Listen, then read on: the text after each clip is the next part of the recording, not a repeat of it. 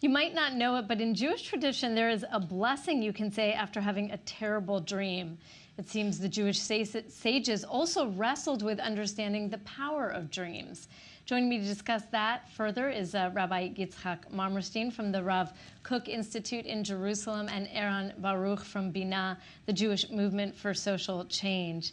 Eran, I want to start with you. Some would say that dreaming is in itself very Jewish. Not only from the texts where dreaming comes up, but even the idea that when we dream, we hope, in a sense, for a better tomorrow. Yeah, that's true. I think it's a fundamental topic in Jewish thinking, in Jewish life, and start with the Bible, going through the Talmud into our time. Dreaming is something that is very strongly part of our culture. I don't think it's an accident that Sigmund Freud was Jewish, and he opened the book of making a dream part of our culture and science. And I think that dreaming, I mean, can you think about someone who doesn't have dreams?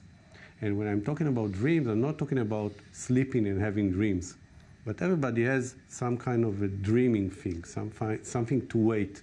And during the time of Jews not being in Israel, the dreaming to come and be here again was always a big dream, maybe the nation dream. And Theodor Herzl said that everything a man does starts with a dream and ends with a dream. This is something that Herzl says. And going to now, I mean, being a startup nation, it's always begin with some vision. And the methods of vision start with dreaming, sometimes stupid things. But there are many startups who start with stupid ideas, and many won't succeed. But to succeed, you need to dream. You need to have some vision. And I think it's a state of mind. I mean, it's not only when you have a culture who puts dreaming in a high place, and people talk about the dreams, and you ask the children what you dream at night, yeah? And you laugh about it, or make fun with it, or play with it. It gives a legitimatia to play with the dream and to make it serious. Right. Well, Rabbi Sachs, who I'm a huge fan of, the former rabbi of the UK, says that he believes Jews, in a sense, invented the idea of dreaming, of hope, in history, that it was this idea of linear progression instead of cyclical time, where there was actually some change over time. Rabbi Marmorstein, I want to ask you for kind of the Kabbalist perspective, the Jewish mystics, how they saw dreams. Well, Rav Kook spoke extensively about dreams, and he also experienced visions and dreams that he wrote. So we have a whole new tradition of that spiritual experience. But he explained that dreams are, the word in dreams is chalom. And we have the punctuation point, cholem, which is on the top left of a letter. And he says the cholem represents the point of when in sleep we enter into the dream state, and it's like an entry into that which is beyond our consciousness, to a higher consciousness. And then he explained that that's one of the communications, the way the world communicates, the way God ultimately communicates with us. And it's a great blessing that we have that capacity. If we look at some of the biblical texts, we look at Joseph, for example, right, that he was able to interpret the dreams of the Pharaoh. This was seen as prophetic because he could actually see into the future, right? That's how he warns of the famine that is coming. Yeah, I think this is the narrative of the Bible. Also with Jacob's dreams, it's not only predicting the future, but it's also, I think, mental abilities of a person to understand what's going on inside his mind and his friend or neighbor mind. I mean, it's not only predicting the future in the matter of, timetable or things like that. It's also an ability to understand what people are looking for, what their ideas are, and where they want to go. If you want to go somewhere, you need to have plan. And to make plan, you must have a dream or a vision how those things can be. I mean, this is a reality. You want to go to another place. You have to build some kind of roadmap up together. And usually you can do it only by imagining things that usually are unusual. Because what usually happens in a dream, that you can, this is something that is unconscious. This is what Freud taught us, that, and Lacan after he says that everything that is not in the language is unconscious. And when you wake up and you want to write the dream, so you bring it from the unconscious to the language, to everybody understand it. And this is ability which is very, very unique and very, very strong in creating new ideas and doing nice things. Right, we can tap into sometimes our deepest yearnings also through dreams. What about when we have dreams of loved ones? You know, just on a personal note, my father left this world 8 years ago, but when I have the rare dreams that he's in, it's a blessing.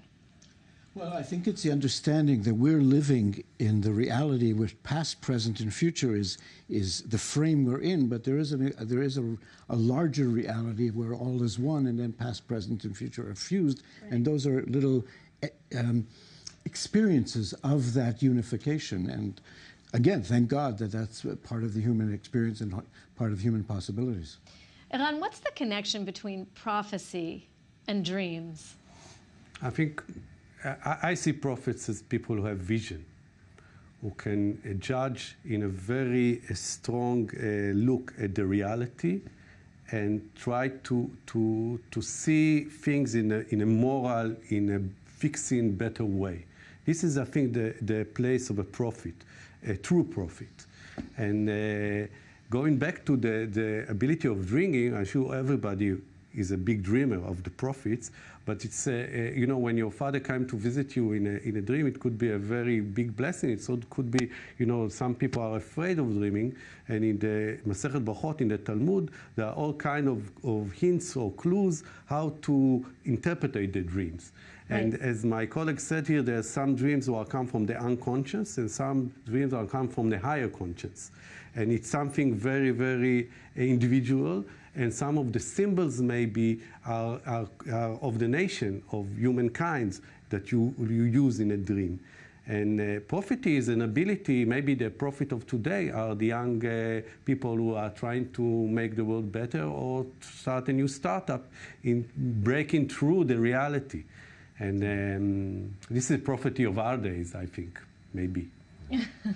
Well, I think there's a lot of truth to that, because Rav Kook has a passage where he speaks about that the great dreams are actually the great foundations of reality, because that which we're dreaming is dreaming of what's possible beyond the limitations, and the limitations are, the whole Torah is about overcoming the limitations for good manifesting.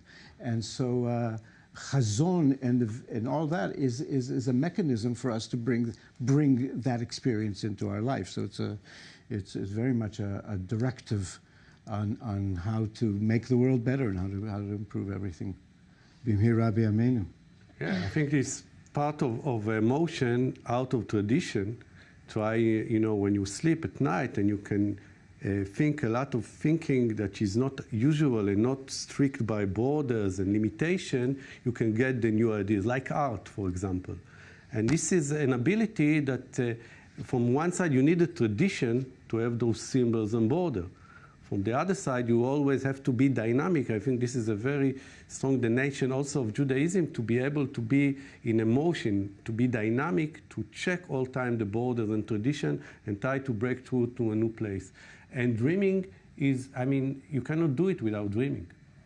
Right, this is true. This is true. And the Kabbalists, of course, who had such a focus on prayer and meditation, I mean, this is also connected in a sense to, you know, trying to get to another place. Well, you see, my familiarity is with the Torah of Rav Kook, and yes, he got to another place and gave a Torah from that other place to us, which is why the people around him came to the conclusion that he's experiencing prophecy, and he expressed it in beautiful poetics. If I may, very briefly, there's a chalomot ani cholem la'aretz ve'la'am. Dreams I dream for the nation and the people. With a makefet ani holem lev, with an anvil I shape the lowly and shaped hearts. Whoever is a child of the people, arise now, awake. Whoever is proud of spirit, take your harp and sing. And that's the dream that he was dreaming, and Baruch Hashem, we're seeing it manifested in Israel. All right, we're going to end it there. Thank you so much, Rabbi Marmerstein and Aaron Baruch, for joining me. We're going to take a quick break. Don't go anywhere. We have so much more coming up for you here on the Holy Land Uncovered. Stay with us.